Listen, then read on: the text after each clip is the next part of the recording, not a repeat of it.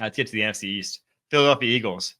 This was more about retaining. Re-signed Zach Bond, extended Saquon Barkley, obviously made a couple trades, got rid of Kenny Pickett, brought in DTR, Dorian Thompson-Robinson from Cleveland, traded away CJ Gardner-Johnson to go get Kenyon Green from the Houston Texans, guard there, former first-rounder, reclamation sort of project, because obviously now with Kai Becton gone, there is that hole at right guard that's either going to be filled by him or Tyler Steen, it looks like. Lost Josh Sweat, lost Milton Williams. Those were expected. They cost a lot of money. The Eagles didn't have a lot of money to spend, so they went out and signed some budget guys. Dory Jackson, former first-round corner who's bounced around a little bit. Harrison Bryant, tight end from formerly the Cleveland Browns. Josh Uche, who got traded last year to the Chiefs and didn't really see the field for them much down the stretch. A.J. Dillon. And then Azeez Ojulari for a budget deal. I thought he'd go for a lot more than that. I think he just wanted a prove-it deal. Thinks he betting on himself to go to a good situation there. So what do you think about the Eagles? First and foremost, I think the Eagles have done a great job just bringing in the right guys out of the draft and coaching them up. They've got the right staff members. And you look around the league and the best teams are the ones that are the staffs that develop the rosters that they have. They're not trying to go externally and bring in people to win them Super Bowls. What the Philadelphia Eagles have done is just identified some needs, whether it be backup positions or, any depth. And they went and got that. They're not trying to change the game here. They're not trying to change the recipe. Getting Zach Bond back was massive. Taking care of Saquon Barkley speaks volumes about what kind of program they're operating in Philadelphia. But I will say this about the Eagles.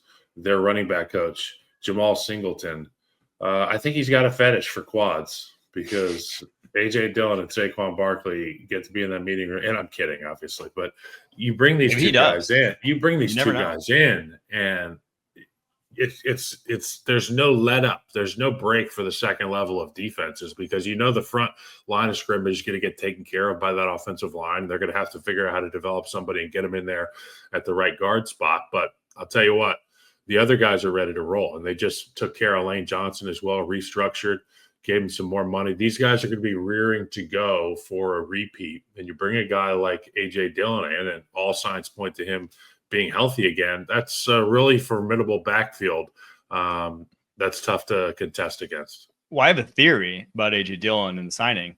I don't know if he sees a snap outside of tush pushes, but who else would you rather have behind your quarterback than Saquon Barkley and A.J. Dillon tush pushing Jalen Hurts? What are the chances you can stop that? It's just like, it's so slim. It's so slim. So I think it was just purely get the guy that can move. Put AJ and Saquon in at the same time on the tush push. Get everybody feeling tush push. AJ can stick to the tush push. Now we could kick Saquon out on the toss crack. You can get all kinds of new personnel in there with those two backs. Love it. I went B+. I'm going to go A. All right, nice. Let's go to the Commanders, who their free agency, they were active. They got a lot of money to spend. That's what happens when you have a quarterback on the rookie deal. And they were also active via trade. Traded for Deebo Samuel, traded for Laramie Tunsil, signed Javon Kinlaw to play defensive tackle at $15 million a year. Will Harris at safety, Dietrich Wise, depth along the defensive line, Eddie Goldman, depth along the defensive line, Jonathan Jones, depth at corner. I don't think any of those guys outside of maybe Kinlaw are starting for them next season. Then did a lot of retaining. Bobby Wagner, Zach Ertz, Noah Igbenogany, Nick Bellore, key pieces to that team. Obviously, they lost Jonathan Allen, defensive tackle. We talked about him in the Minnesota Vikings. De'Ami Brown, their wide receiver, going to Jacksonville Jaguars. Jeremy Chin, safety, left to the Las Vegas Raiders. Dante Fowler, they lost as well. So big turnover. This obviously new regime last year. They're really turning over this roster as quickly as they can. I like it, though. I went B+.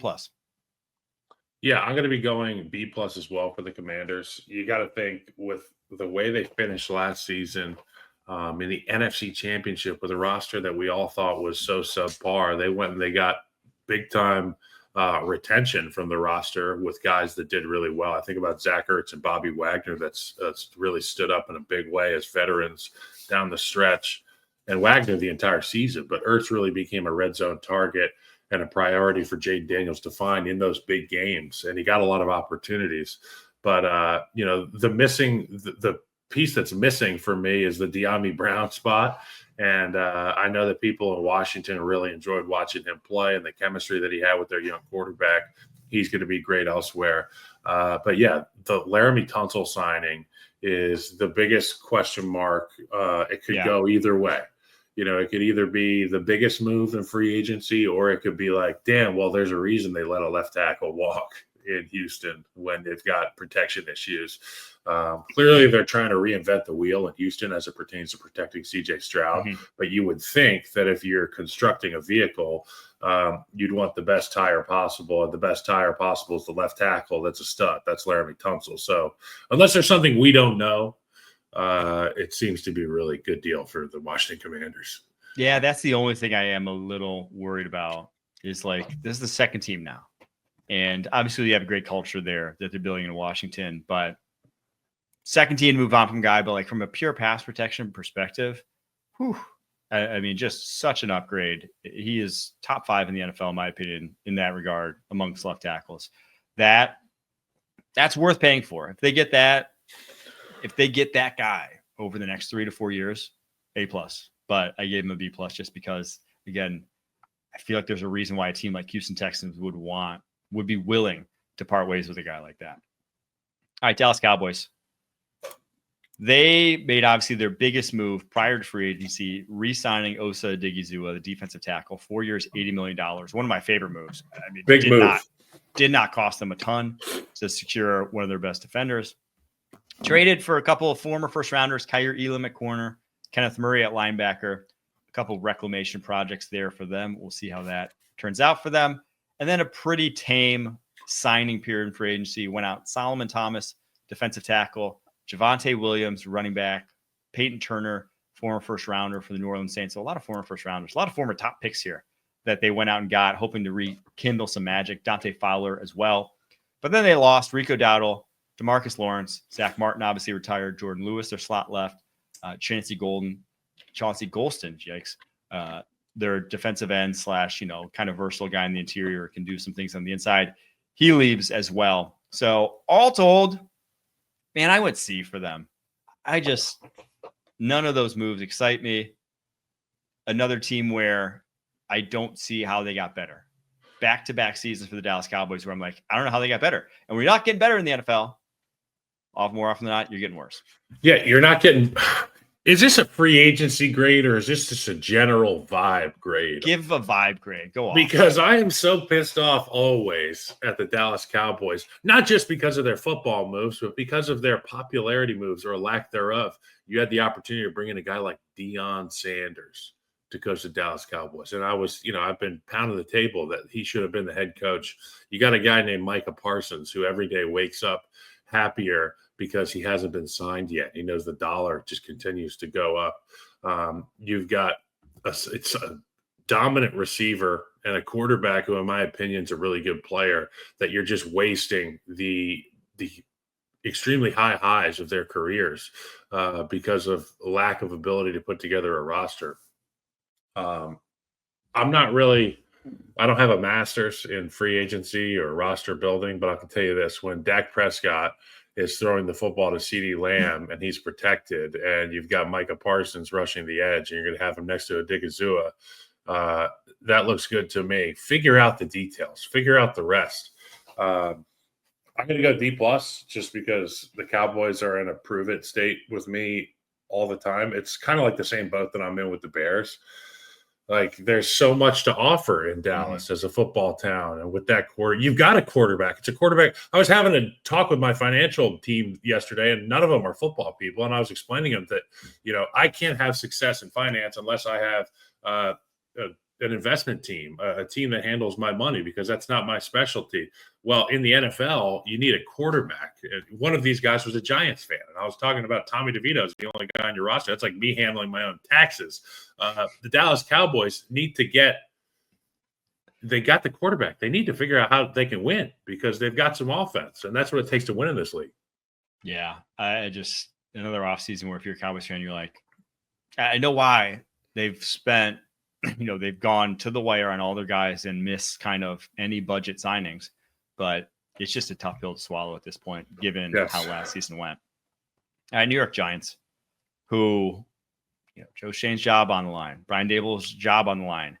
I think they knocked this out the freaking park, in my opinion, this free agency period. Sign Paulson Adebo to play corner, sign Javon Holland to play safety, sign Chauncey Golson from a division rival to be a kind of versatile, kind of that second wave defensive lineman for them. Roy Robertson Harris to play defensive tackle, James Hudson to be a kind of swing tackle backup, Stone Forsythe to do the same. Only loss was Azeez Ojulari. I like it, man. I gave him a flat out A. I thought this was what the doctor ordered. Obviously, quarterback is still on the menu. But this was a roster replenishment offseason that I think can pay big dividends, especially on the defensive side of the ball. 100%. But this isn't 1998. Okay. We're not just going to have a shutout. All right. And I'm all for cult icons, cult heroes. Tommy DeVito is one. But that's not going to get it done. We got to figure out a way to get a quarterback. I'm not sure how that works. You're the guy that's the upstairs guy. I'm the downstairs guy. You tell me how they're going to get a quarterback, because there's a lot of Giants fans, and some of them are listening here right now they're wondering, when are we going to get out of this purgatory that we've been in at the quarterback position? I mean, I think at this point, and as much as it pains to say, I think it's going to be, if I had to bet, I bet it's going to be Russell Wilson and Shedeur Sanders. I bet that's your quarterback group, which could not be two diametrically opposed personalities. I'm not sure those guys, I would pay good money to just watch them in their quarterback room have conversations, but I think that's what it has to end up being. Do you think they have an earnings on? He hit the reporter with, do you know who my dad is, as it pertained to putting up with pressure and outside noise? Do you think he's going to try to, do you know who my dad is to Russell? And Russell's like, do you know who my wife is? Like, you want to have an earn off? You want to have an earnings off here with Sierra? Either works. I think Sierra. Tiara. What is it? I don't know. I got to learn. I have daughters. I'll ask my fiance. I think it's Tiara. Tiara, but Sierra. It's like aunt. There's two different ways to do it. How do you say it? I say aunt. Aunt. Aunt's like a little too proper for me. I don't know. My aunt. Either way, if that's the case, we want the New York Giants on. I'm going B+, and in parentheses, I wrote Tommy DeVito, which didn't get put in the graphic, but I just wanted to be sure that that's the only reason they didn't get an A, because that quarterback is like, come on.